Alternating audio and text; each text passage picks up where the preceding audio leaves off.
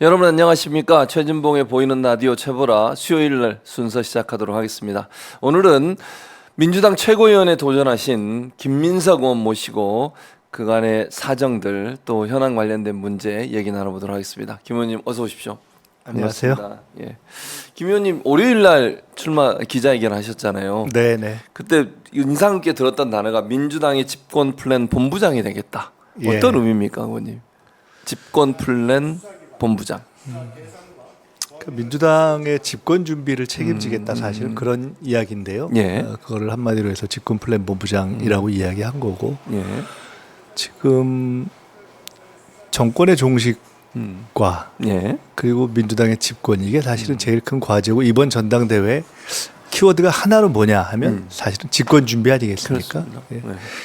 그 일을 결국 하는 것이 이번 지도부의 과제다라는 것을 좀 또 명료하게 정리하고 싶었고 또 그 일을 하는 데 있어서 최고위원 대표를 포함한 최고위원 이렇게 지도부가 구성되는데 예.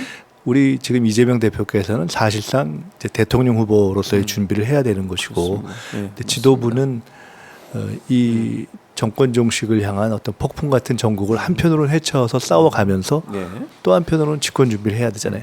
근데 그 집권 준비를 총괄할 수 있는 사람이 필요한데 현실적으로 그것은 많은 훌륭한 후보들이 계시지만 또 그리고 좋은 분들로 최고위원회가 구성이 돼야 하고 또 되겠지만 예.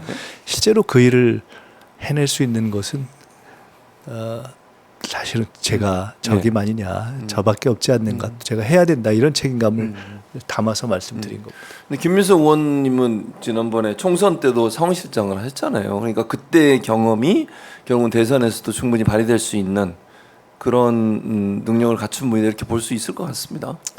사실은 이제 저는 주로 당이 어려울 때 예. 큰 일을 할 때 또는 방향을 바꿀 때 주로 이야기를 하거나 방향을 잡거나 불려 나온 편입니다. 예. 가령 이번에 이제 국회의장 선거 이후에 당이 조금 여러 가지 이제 혼선을 겪을 때 그 소위 10% 룰이라고 해서 최소한 10% 이상 이제 당원권 강화 예. 방향을 잡아야 된다라는 사실 물꼬를 텄었지 않습니까? 그 전에 총선 전에 사실은 이낙연 전 총리의 신당론이 나왔을 때 예. 기억하실지 모르겠지만 사쿠라라고 사실 다들 맞아요. 당내에서 얘기하기가 좀 네. 어려운 상황이었는데 네. 제가 평소에 그렇게 뭐 세게 얘기를 하는 편은 아닌데 그런 스타일은 굉장히 아니시죠? 세게 네, 맞습니다. 얘기를 했었죠. 네. 쉽지 않은 상황이었죠. 예. 그랬었죠. 그 이전에 체포동의안 가결 상황일 때도 예. 사실은 2차 때 가결되자마자 의총 때 처음에 이건 협잡이다라고 예. 정리를 하면서 지도부 원내 지도부 교체 방향을 잡았었고요. 이제 사실 그렇게 이제 그때 방향을 잡는 쪽에 역할을 한다 이런 평가를 안에서 받고 있죠. 예. 선거도 이번에 총선 상황실장을 했습니다만 아마 예.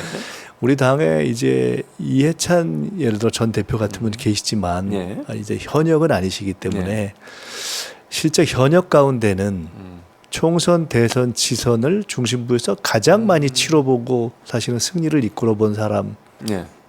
볼 수 있을 겁니다. 그래서 지금 우리가 폭풍 전국으로 들어가기 때문에 그렇죠.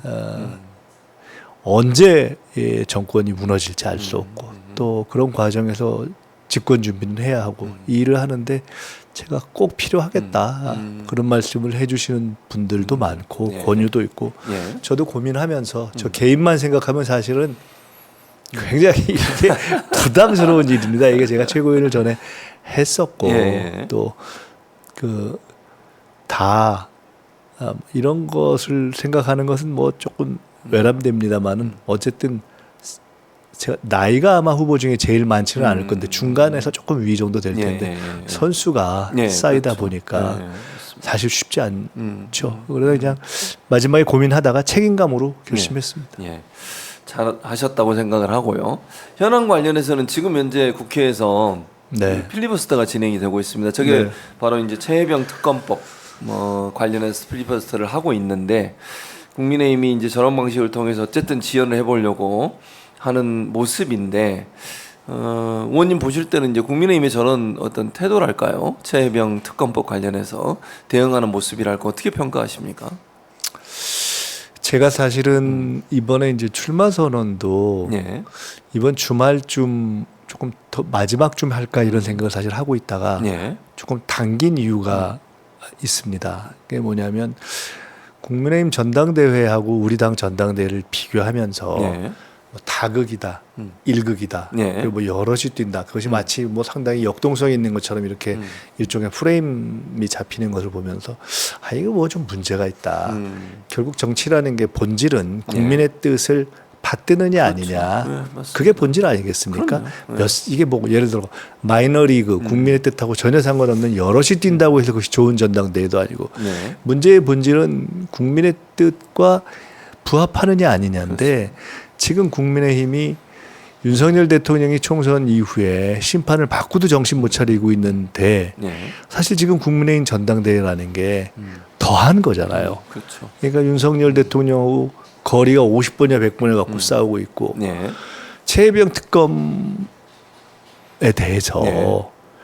그냥 무대뽀로 뭉갤 거냐 아니면은 무슨 한동훈처럼 꾀를 써가지고 피할 거냐 뭐 이런 정도의 지금 차이가 있는 거 아니겠습니까? 네. 즉 본질적으로 보면은 국민의힘은 윤석열 대통령이 정신 못 차리면 사실은 저게 집권당이라면 본인들이라도 좀 정신을 차려야 그렇죠. 되는데 그래야 되죠. 똑같거나 더한 거거든요. 네.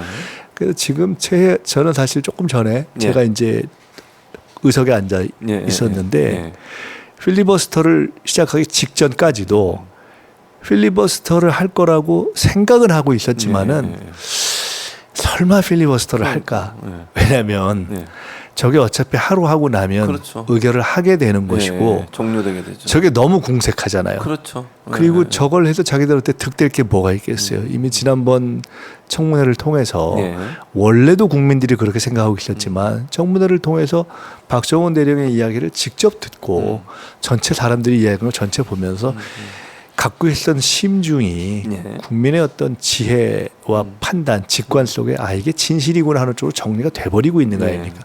근데 그 상황에서 최병 특검을 반대한다라는 얘기가 어떤 말을 갖다 붙여도 말이 안 되는 걸 말이 지금 안 저러고 되죠. 24시간을 끈다는 결정을 하는 게 예. 진짜 바보 같은 짓을 하는 거거든요. 그러니까요. 그냥 통과하고 말지. 예. 어차피 의결이 될 텐데. 맞습니다. 그래서 그 총선 이후에 이 나라의 대통령과 집권당이 정신 못 차리는 것이 과거에는 집권당 내에 단 한두 사람이라도 예. 아 이건 아닙니다라고 얘기하는 경우가 있었거든요. 그렇죠. 근데 저거는 지금 지금은 뭐 완전히 희망이 없는 집단이라는 것을 보여주는 것이고 막장 드라마고 네. 그래서 저는 아 이게 완전히 망하는 길로 가고 있구나 이렇게 보고 있습니다. 이게 이제 만약에 통과가 돼서 말씀하신 것처럼 24시간이 지나면 5분의 3이 동의를 하게 되면 필리버스터를 종료시킬 수 있으니까 그리고 나서 통과를 시킬 텐데 문제는 윤석열 대통령이 거부권 행사할 가능성이 높다고 보여지고요. 운영위에 나왔던 대통령실 관계자들의 말도 뭐 보고도 없었다 이런 얘기를 했고 경로도 없었다. 네. 근데 사실은 경로는 좀 인정한 거 아니었습니까 그 전에? 근데 그렇게 얘기했고 그 다음에 개입도 없었다. 그러면서 본질은 박정훈 수사단장 대령의 항명 사건이다 이렇게 규정을 했어요. 그러니까 어떻게 이제 들으셨어요? 결국은 이 사건을 덮었느냐 아니냐 왜곡했느냐 아니냐 예. 그 과정에서 이걸 진실을 밝혔던 사람에게 불이익을 줬느냐 아니냐 그 과정에 대통령실이 개입했느냐 아니냐 이것이 본질인데 그렇죠.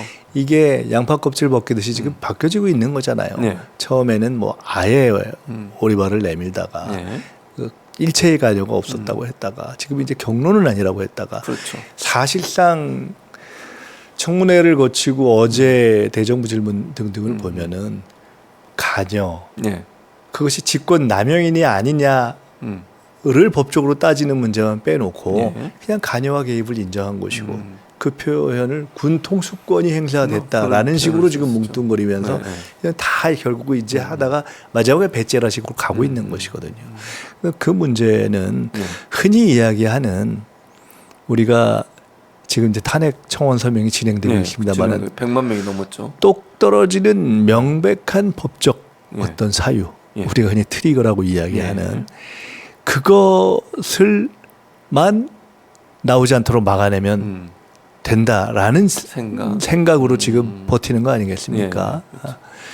그러니까 그 이제 일체의 어떤 양심이라든가 체면 이런 거 다 벗어 던졌다고 봐야죠. 네. 이제 뭐 김민석 의원이 15대 때부터 국회에서 활동을 하셨잖아요. 어제 그 정의하고 산회하는 과정 쭉 보셨을 텐데 김명주 의원의 발언 하나를 가지고 그걸로 시비를 걸기 시작하더니 결국 회의를 무산시키는 지경까지 이르렀습니다.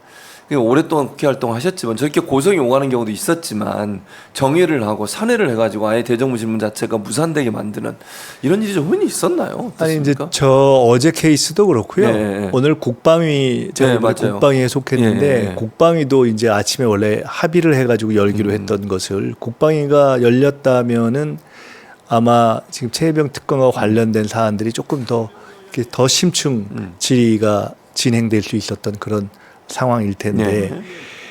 그것도 합의했던 것을 이제 저 김병주 의원의 발언을 핑계로 해서 이제 무산시켰거든요. 그렇죠. 근데 그걸 일관되게 놓고 보면